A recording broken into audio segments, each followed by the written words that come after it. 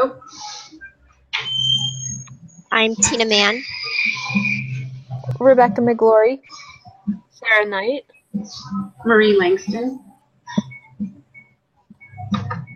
And tonight we're going to talk about the book that we read, A Sacred Duty.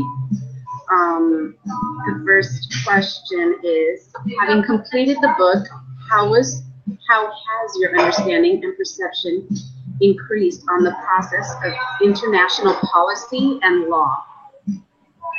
And Rebecca, are you doing notes tonight? Yeah, I am. Sorry, that's why I'm just getting everything ready. Okay, yep. So I'm ready. We can start whenever. Okay. I'll go ahead. Okay, good. Go ahead, Marie. Well, prior to this class, I wasn't aware of the impact of the UN's work. I really, was only briefly aware of what they do, and I had heard about their underhanded approaches because I attended a conference where they, a lady who did a lot of advocacy work spoke about it. After reading this book, I'm more aware of the process of coming together to present conventions, the bracketing process and editing them, as well as the speeches. I'm also more aware of how many people work hard to meet their very specific agendas, and not always in an honest way. Yeah. Right.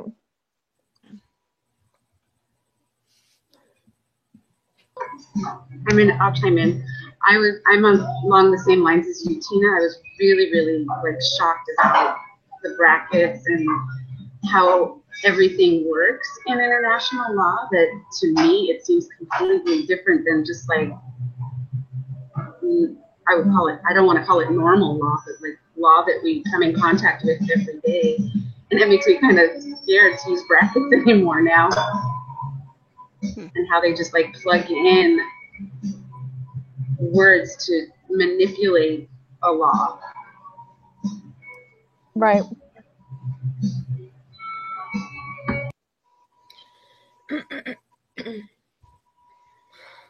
I thought, so sorry, I'm trying to take notes. Something that was really interesting was just how throughout the whole process, the women's forgot what they call themselves. Caucus? Yeah, caucus.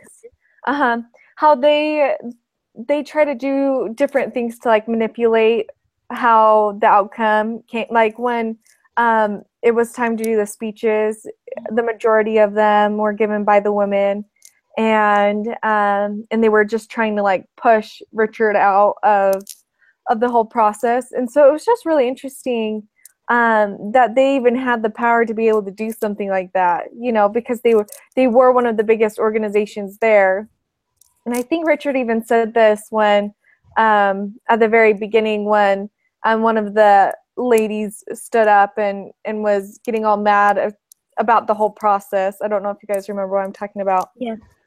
And how he ended up standing up after a while and just saying, just because you guys are big and have a lot of power doesn't mean that you should have the say in what happens. There still needs to be order, and it still needs to be organized. So anyways, I thought that was really interesting.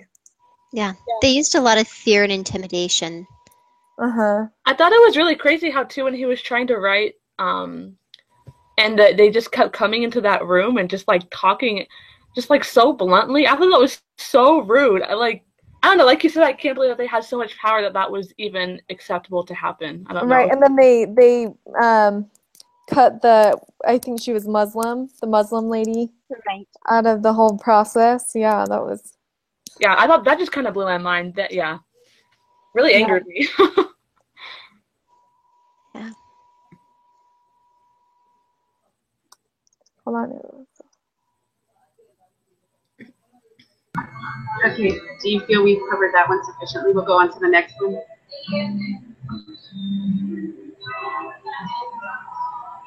Do you guys want to go on to the next question? Okay.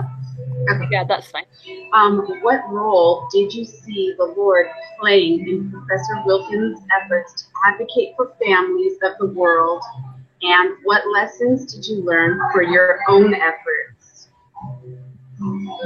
I can start. I mean, I I feel bad because I really like demolished this book. I like took notes front to back, and I think the one that I really liked was kind of piggybacking off of you, Rebecca, where you said that they were trying to push him out, you know, and they kept adding speakers and like shortening the time to basically push him out. And I think that because that wasn't allowed to happen, that was the Lord's way of saying, no, he needs to be able to speak. I'm going to give him a voice. Mm-hmm. Yeah, I think he says that some random guy in the audience stood up and said, hey, like, a lot of us came here to hear other people with different opinions, you know.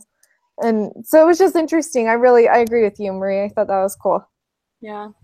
I thought it was kind of cool, too, that it started off the book that he was, like, actually at the conference center when Gordon B. Hinckley read the proclamation. I feel like it kind of, like, because he was able to be there firsthand and, like, really feel that spirit. And I feel like it kind of almost prepared him for that. Does that make sense? Yeah. And I thought that was really cool. And I also love that he has such a supportive wife, and that Heavenly Father was really able to use her as a tool to help him. Anxieties to stress and to give him ideas. And he was really able to succeed because of that. I thought that was really awesome. Yeah. I think there were several points of divine intervention. Like you mentioned, the proclamation. Richard was really he had a lot of cynicism about everything when he went to that evening. In fact, he talks about like feeling cynical, but it was tempered by the proclamation. And the fact that he had grown a beard, which for the play, but it actually helped him to gain credibility at the UN among first glance, because they assumed he was from Harvard's Kennedy Center instead of BYU's Kennedy Center. He was inspired to use the proclamation as a text for his speech, even though that's not normally what UFI does. They don't normally use religious text. But he was inspired to do that, and that was really what people were wanting to hear. That information was what they really needed to hear. And then there was Brother, I don't know how to say his name, Brother Mara, M-W-A-R-A, the Mara, the Elders Quorum president in Kenya, who was a member of the committee to choose the 10 people from the NGOs to speak to the committee. That obviously was divine intervention. And during the auditions, Rebecca was inspired to respond to the 3-hour bitter battle. That's a funny word to say. It sounds like something Dr. Seuss. Yeah. The bitter battle. And he was kept safe even when others weren't, like with all the blood on the streets and everything. Yeah. Those people who were pro-family with him were kept safe so that he could deliver that message. And he was able to function for 2 weeks on very little food or sleep. I think that in and of itself is miraculous. And that is so true. Yeah, he was given the inspiration to know that he would speak, and so he didn't give up, and he didn't feel concerned, even when things were happening that would really indicate otherwise. Like when the women's reps cut the Saudi woman's talk, and then they took a copy of it and then cut her. Even though he gave them a copy, they still didn't cut him, and he was able to address the committee even after they said he wouldn't be able to, and they also didn't cut him when he gave the reps from the women. Oh, I said that. He recognized scriptural accounts. I think that's phenomenal how he recognized in what was happening in one of the speeches, he recognized Korihor's words. And another man, the man that you talked about, Rebecca, was inspired to tell the chairman that he was corrupt, which then prompted the chairman to allow Richard to speak to prove that he wasn't corrupt. And Richard was inspired and able to deliver his message in 4 minutes, what he had prepared as a 10-minute talk. That's a huge cut. And yet he recognized at the end that 4 minutes was probably just perfect for it, that 10 minutes might have been too much. And he was able to help identify speech in the Habitat agenda that would promote, or that wouldn't promote, a pro-family environment. And that, like, some of it's very deceiving, some of that, the language that they use. I mean, who would think that a right to life would really mean abortion on demand?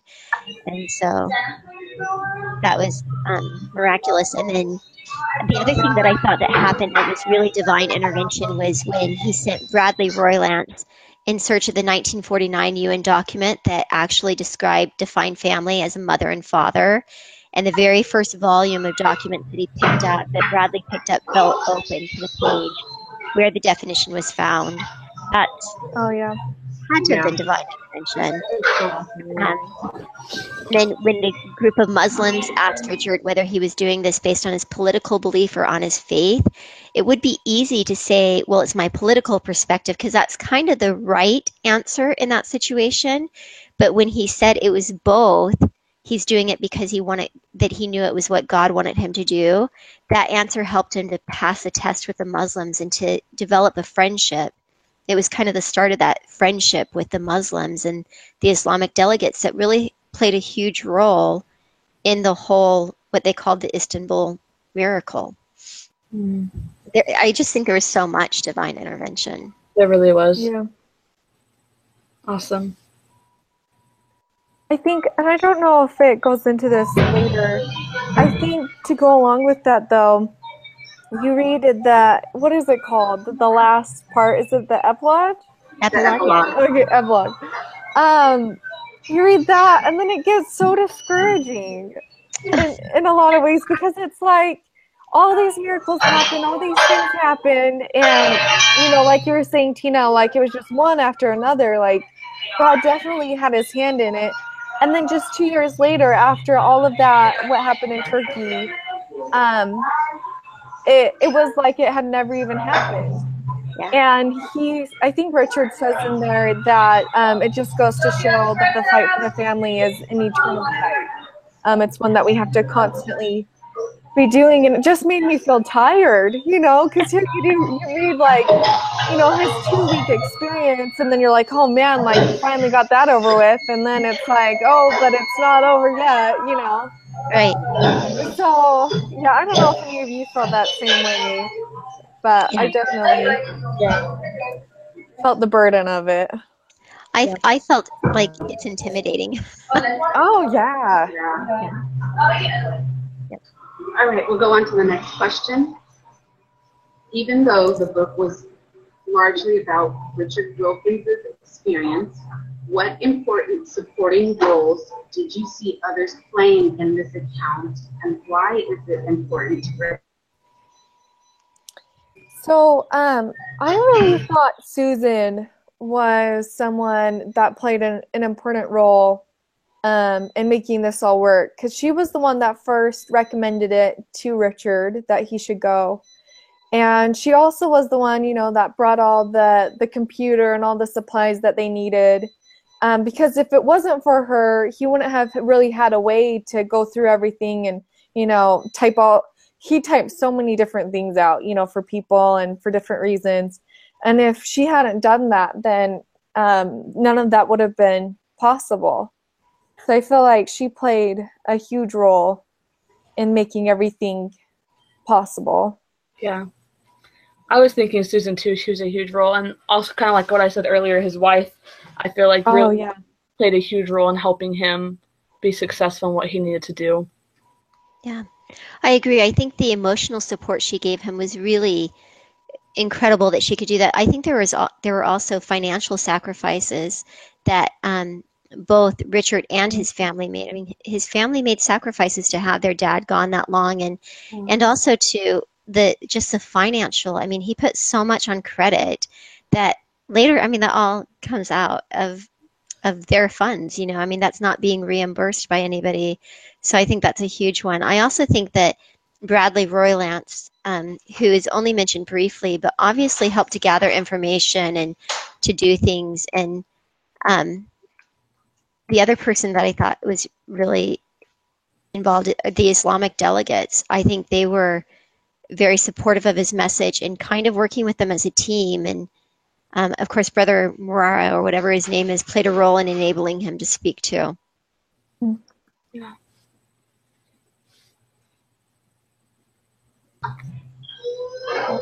I kind of mirror what all of you say. I mean, for me, I think the one that stood out the most is Susan, and then kind of what she said, Tina, which was his family, because, you know, to be gone that long, I don't think that the Women's Caucus realized that he was doing it for his family. I mean, his family could have said, no, we don't want you to go, we want you here, but for him it was such a huge, important part of his life and who he is and who we are as a whole, that I think, you know, he was doing the Lord's work. He was doing what he needed to do to protect his family, even though he was away from them for so long.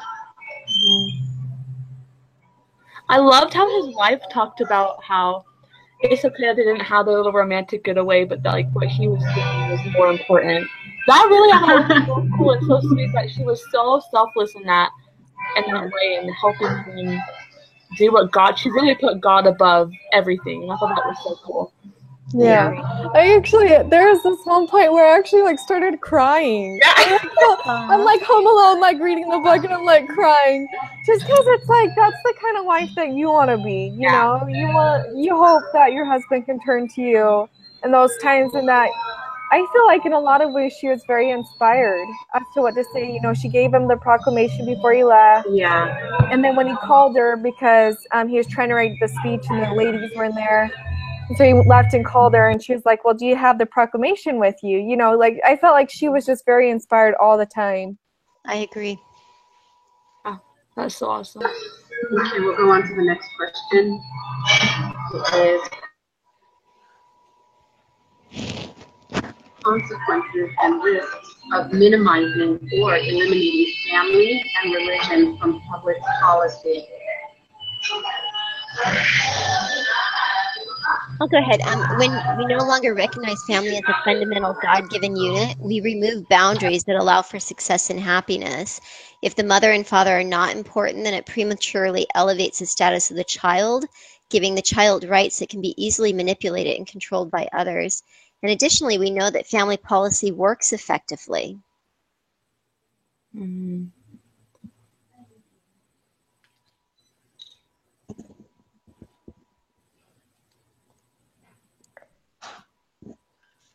Tina, do you have that written down? I do. Do you want me to send it to you? Yeah, please send it. That was like so perfectly said. I don't know how to like type that out. I'm just going to send you my whole text file. Okay.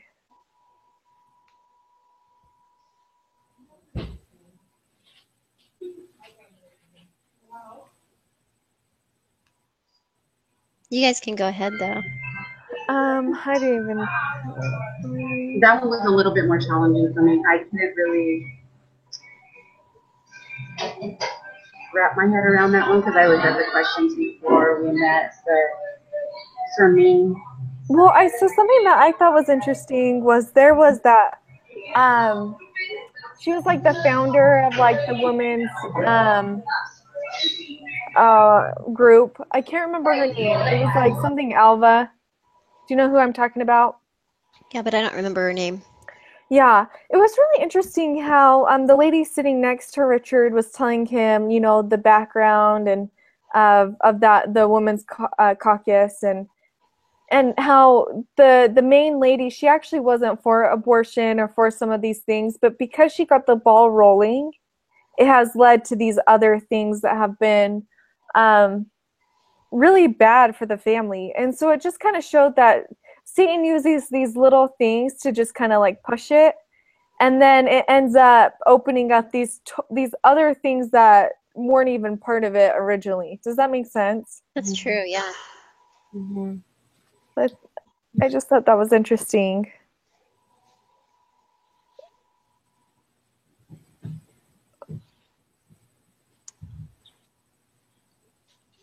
I sent you that email. Did you get it, Rebecca? Yeah. For this part, if anybody doesn't have anything else to add, I might just put what Tina said. She sounds good. I think she pretty much like encompassed everything in one sentence, 2 sentences. I know, right? Alva Myrdal. That's her name, right? Alva Myrdal. Yeah. Myrdal. Yeah. So the last question is, based on a sacred duty, what do you think we can do about it? Does the author implicitly or explicitly make realistic suggestions for ordinary citizens as well as those in a position of power and influence, provide examples. I'll go first. I think that he does make realistic suggestions for us ordinary citizens. I think the one, hold on, I gotta find it in the book because, like I said, I tagged this book up. So it was on page 36, and it was basically where they were talking about the Constitution, and Richard, I'm just going to read the excerpt. It says, Richard was fond of reminding students of the utter genius of the beginning, the Constitution, with these three words. It's the people who create the federal government. It's the people who create the power of the government. And I felt like that right there, the last line, makes me feel like I do have power to control what laws get passed, but in order to do that, I need to be an advocate for families. I need to, empower myself and speak my mind and say, this is what I believe in. I know it with, every fiber of my being, and this is my right as a citizen in this country. That's awesome. I think this book really kind of made me want to defend the family more. Like, obviously, I've always wanted to defend the family, but I think it's really cool how it motivated me. Because you can see, like, it took Richard, the normal guy, and he made such a difference. I don't know. I'm, like, super passionate about the family, and so it's just been really interesting for me learning all of this stuff. And my desire to defend the family and protect the family has grown so much. If that makes sense. I agree with you, Sarah. I mean, this book really did empower me to want, like I said, that one line that said that I have the power. When all this time I've still been like a chicken and a baby, even though we, watched different videos and everything. That if this one man, then why can't I? Yeah, definitely. It was definitely a good read. I thought there were places where he implicitly made suggestions for ordinary citizens as well as others in power and influence, but I also thought there were places where he explicitly made those. And if you look at the statements that he made to the UN conferences, he's always stating something that needs to be done. There's always those suggestions, like in Appendix B at the very end, he says, I urge you not to forget the most basic and fundamental community of all, the family. And then in each of his, he talks about what needs to happen. He talks about recognizing obligations versus privileges. And I just think that he addressed both. And I think he also set that example of how to do both, how to take on that personal responsibility as well as invite others to do it. Yeah, definitely. That's awesome. Something that I thought was interesting was after he gave his 4-minute speech, I think it was an Arab guy, if I remember right, who gave him a hug afterwards and said, "Where have you been?" Yeah. And I thought that was really cool, just because you think of, I think back on, experiences that I had, in high school where, I stood up for what was right and, had, these small little influences on people. And, and how people have influenced me. And it's kind of that same feeling, when people have influenced me or have stood up for something that's right and it gave me the courage to do so. It was just kind of I don't know, I just really like that. It's something that we should all remember as we defend the family, that there's people out there that need our strength in order to do what they need to do. So I thought that was really interesting. That's true. That is very true. Okay, so that was the last question. If you want to wrap it up. Yeah, hold on a second.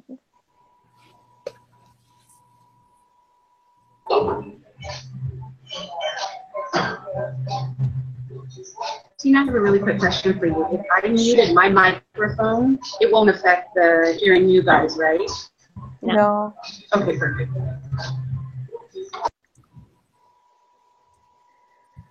Okay, I'm almost done.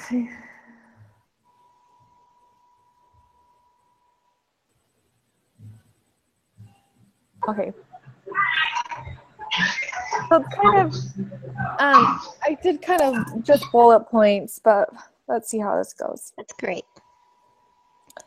Okay, so in conclusion, for the first question, we have something that stood out to us was how the bracketing practice worked, and we weren't aware of the speech process. It was also interesting how the Women's Caucus had so much power in influencing what happened. The second question we had, when the Women's Caucus was trying to push Richard out of giving a speech, but he was still able to, Richard being there at the conference center, when President Hinckley read the proclamation. He also had a very supportive wife, growing a beard for the play, but it ended up helping him because people thought he was from the Harvard Kennedy Center, giving him more influence. Being able to function with little sleep and food, having inspiration that he would speak, which gave him confidence no matter what happened. Being able to give a speech in only 4 minutes instead of 10, and feeling like 4 minutes was enough. For the next question, question 3, we have Susan played a huge role in making things possible. She was the one who recommended that Richard go to Turkey, as well as bringing the computer was a huge help. Richard's wife and her support for him, which strengthened him in his stressful time. She was also very inspired, which helped him to know what to do in his time of need. His family was also a huge support. It was a sacrifice for them to let him leave. Islamic delegates who were a huge support to Richard and his cause. And the fourth question we have, when we no longer recognize family as a fundamental, God-given unit, we remove boundaries that allow for success and happiness. If the mother and father are not important, then it prematurely elevates the status of the child, giving them rights that can be easily manipulated and controlled by others. Additionally, we know family policy works effectively. And that mainly was from Tina. And then the last one, it's okay.